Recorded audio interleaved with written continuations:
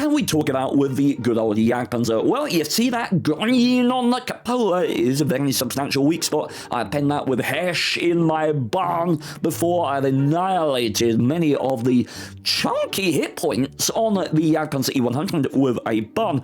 But let's say it's wiggling, and believe me, you should wiggle in the Jagdpanzer. When you are entrenching behind a corner, you want to be wiggling. You want to be wiggling before you're taking the shot and after you are taking the shot.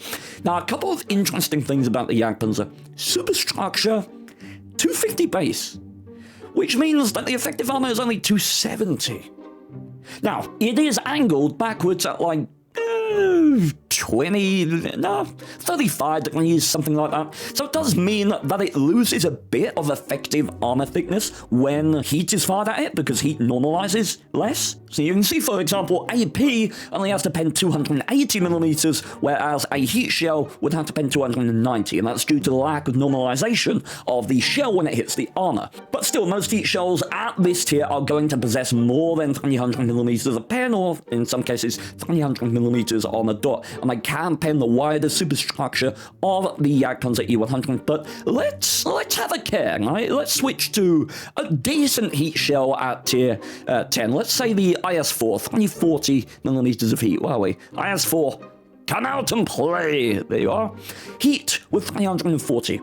This is what I wanted to show, this band of armor. And this is what you've got to be careful about, because if you shoot too close, and I always used, when I was learning this, the visual that I used was quite distinct. Right? You can see this armor very easily. So as long as you shoot wide, you are hitting the weaker armor. But if you hit this area, you're going to have trouble even with some of your higher pen heat shells. Now, a Jagdpanzer facehugging you is quite intimidating at the best of times, generally because it's quite a tall tank. So when you are facehugging it, generally you're below it, which enhances the angle on its superstructure, makes it even more difficult to pen. But in that circumstance, you have a very simple recourse, and that simple recourse is the gunwing, right there. It is 250.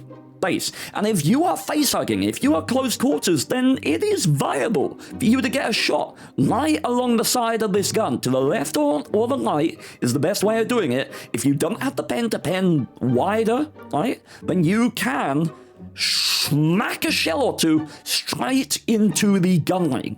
So that is worth being aware of, as well as another recourse that you have against the Jagdpanzer. Thank you so much for watching. Subscribe, stick it out for more tank reviews, and come follow me on Twitch. I stream daily. Yay!